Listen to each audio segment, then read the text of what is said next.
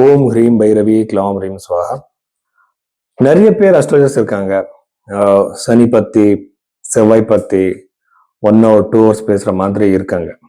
ஆனா ஒரு உண்மையான ஜோதிடர் எப்படின்னா, நீங்க ஒரு பர்த் டீட்டெயில்ஸ் கொடுக்கும்போது உங்க ஜாதகம் பார்த்து உங்க பாஸ்ட்ல நடந்திருக்கிற சில ஈவெண்ட்ஸ் அவர் சொல்லணும். எதுக்குன்னா, பாஸ்ட் சொல்றவர் உங்க ஃபியூச்சர் கூட சொல்லுவாங்க. இது ஃபர்ஸ்ட் லாஜிக். ரெண்டாவது இந்த 2-3 ஈவெண்ட்ஸ் அவர் சொல்லணும். எப்படின்னா, நீங்க நல்லவர் இந்த மாதிரி ஒரு ஜென்ரலா சொல்றது இல்லை. பர்டிகுலர் ஈவெண்ட் இந்த டைம் பீரியட்ல நடந்து இருக்குன்னு சொல்லணும். நீங்க அவர் ஏதாவது படிச்சிருக்கலாம், எந்த அஸ்ட்ராலஜி சிஸ்டம் ஆனாலும் கூட அவர் யூஸ் பண்ணிட்டு இருக்கலாம். ஆனா அவர் பாசிட்டிவ் ஈவெண்ட் சொல்லிதான் ஆகணும்.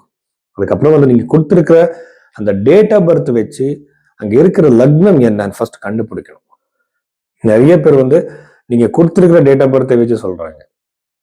இதுக்கு நம்ம ஒரே ராசியில எத்தனை பேர் பிறந்திருப்பாங்க, ஒரே டேட்ல எத்தனை பேர் இருப்பாங்க, இந்த நியூமராலஜி, இந்த டாரட் கார்டு, இந்த ராசி மேல சொல்ற ஒரு இவெண்ட் சொல்றது. ஸோ அதனால நிறைய பேர் கேட்பாங்க, சார் நீங்க எப்படி ஜோதிடம் பார்ப்பீங்கன்னு. நான் ஃபர்ஸ்ட் பாசிட்டிவ் இவெண்ட்ஸ் சொல்லி லக்னத்தை கண்டுபிடிச்சு அவர் ஃபர்ஸ்ட்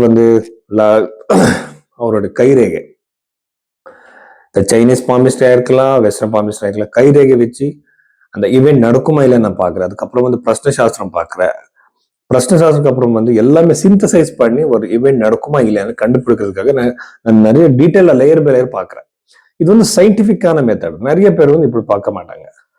ஸோ அந்த அந்த ராசி பத்தி ஒரு 1 hour 2 hours பேசுவாங்க. ஸோ அதெல்லாம் இதுக்குன்னா யாராவது ஒரு கிளைண்ட் நமக்கு வந்திருக்காருன்னா அவருக்கு ஃபியூச்சர்ல நடக்கிற சில விஷயங்கள் பத்தி அவருக்கு 100% நாம கிளியரா சொல்லணும். அதுக்கப்புறம் ரெமெடிஸ் கொடுக்கும்போது புரோத் பராசர ஒரு சாஸ்திரத்தில் இருக்கிற ரெமெடிஸ் தான் கொடுக்கணும். எதுக்குன்னா அங்க ரொம்ப சிம்பிளான ரெமெடிஸ் இருக்கு. பெருசான பூஜை, ஜெம் ஸ்டோன்ஸ், இந்த கருங்குழி மாலா, இந்த ருத்ராட்சி எல்லாமே இல்லை. தானம், மந்திர ஜபம் தான் இருக்கு. சோ இந்த மாதிரி எல்லாம் நம்ம பார்க்கணும். இதுக்குன்னா ஜோதிடத்துல காலசர்ப்ப தோஷம் இல்ல, புரோத் பராசர ஓர சாஸ்திரம் நீங்க படிச்சா அங்க பித்ருதோஷமும் இல்லை, செவ்வாய் தோஷமும் இல்லை. ஸோ நிறைய விஷயங்கள் இருக்கு பேசுறதுக்கு. ஸோ இப்படி உங்க ஜாதகத்தை சயின்டிபிக்கா பாக்குறதுக்காக நீங்க பைரவி ஆஸ்ட்ரோல நீங்க உங்க கன்சல்டேஷன் புக் பண்ணலாம். கன்னி ராசி 2026 மார்ச் 22 அப்புறம் இந்த கன்னி ராசியில பிறந்தவங்க என்னென்ன பாசிட்டிவ் நெகட்டிவ் இருக்கு நம்ம பார்க்கலாம். ஃபர்ஸ்ட் திருமணம் டிலே ஆகும். இதுக்குன்னா 7வது வீட்டுல இருக்கிற சனி பகவானால கண்டிப்பா திருமணம் டிலே ஆகும்.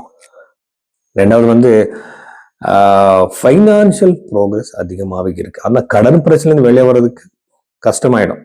கண்டிப்பா இந்த கடன் கிளியர் பண்றதுக்கு இன்னொரு இடத்துல கடன் வாங்க விட்டுடுங்க. அந்த மாதிரி பழக்கம் எல்லாமே இந்த டைம் பீரியட்ல ரொம்ப ப்ரெஷரைஸ்ட் ஆகிற சான்ஸ் இருக்கு ஃபைனான்சியல் விஷயத்துல. பிகாஸ் அதோட சனி சுக்கிரன் அங்க இருக்கிறது நல்லது கிடையாது.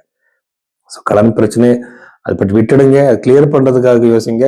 புது கடன் வாங்குறது விட்டுடுங்க. திருமணம் டிலே ஆயிடும். நீங்க ப்ரப்போசலுக்காக நீங்க இப்ப பாப்பீங்க, மேட்ரிமல் வெப்சைட்ஸ் போறீங்க, அங்கே கூட உங்களுக்கு அந்த மாதிரி ப்ரோக்ரஸ் சக்சஸ் இருக்குது. ஆனா நம்ம முயற்சி பண்றது விடக்கூடாது. பூர்வீக சொத்து கிடைக்கிற சான்ஸ் அதிகமாகவே இருக்கு. ஆனா அது டிஸ்பியூட்ஸ் வரும்.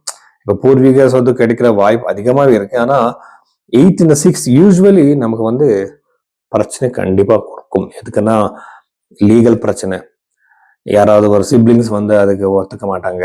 இந்த மாதிரி எல்லாம் பிரச்சனை கன்னி ராசியில பிறந்தவருக்கு இருக்கு. தசம பாவம் அற்புதமா இருக்கு. எதுக்குன்னா தசம பாவம்னா யூஸ்வலா நாம வெறும் லக்ன சார்ட் பார்க்க கூடாது.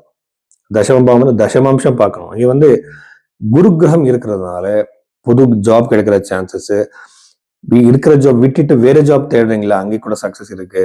ஜாப் விட்டுட்டு பிசினஸ்க்கு வர்றதுக்கு நீங்க யோசிச்சுட்டு இருக்கீங்களா அங்கே கூட சக்சஸ் இருக்கு. குரு கிரகம் இருக்கிறதுனால ப்ரொமோஷன்ஸ், இன்கிரிமெண்ட்ஸ் எல்லாமே நடக்கும். சில பேருக்கு அவரோட ஒய்ஃபுக்கு இந்த ராசியில கன்னி ராசியில பிறந்தவருக்கு லைஃப் பார்ட்னர்ஸ்களுக்கு சக்சஸ் கிடைக்கும், ப்ரொமோஷன் கிடைக்கும்.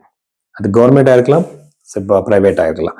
இந்த மாதிரி அதிகமான பாசிட்டிவ் சேஞ்சஸ் இந்த கன்னி ராசியில பிறந்தவருக்கு இருக்கு.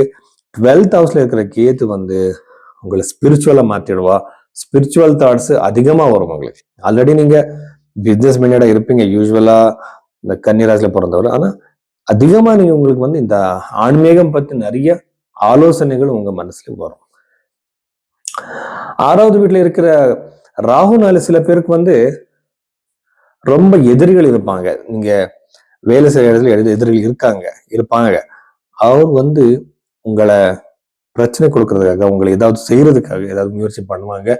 ஆனா உங்க வெற்றி உங்களோட. எதுக்குன்னா 6வது வீட்டுல ராகு இருக்கிறதுனால உங்களோட எனர்ஜி அதிகமா இருக்கும். யார் யாருக்கு 6வது வீட்டுல ராகு இருக்கும் அவர் எல்லாருக்கும் ரொம்ப நல்லது. அவர் எந்த ஒரு போட்டிக்கு போனாலும் சரி சக்சஸ் வரும் அவருக்கு. இவ்வளவு விஷயங்கள் கன்னி ராசியில பிறந்தவர்கள்.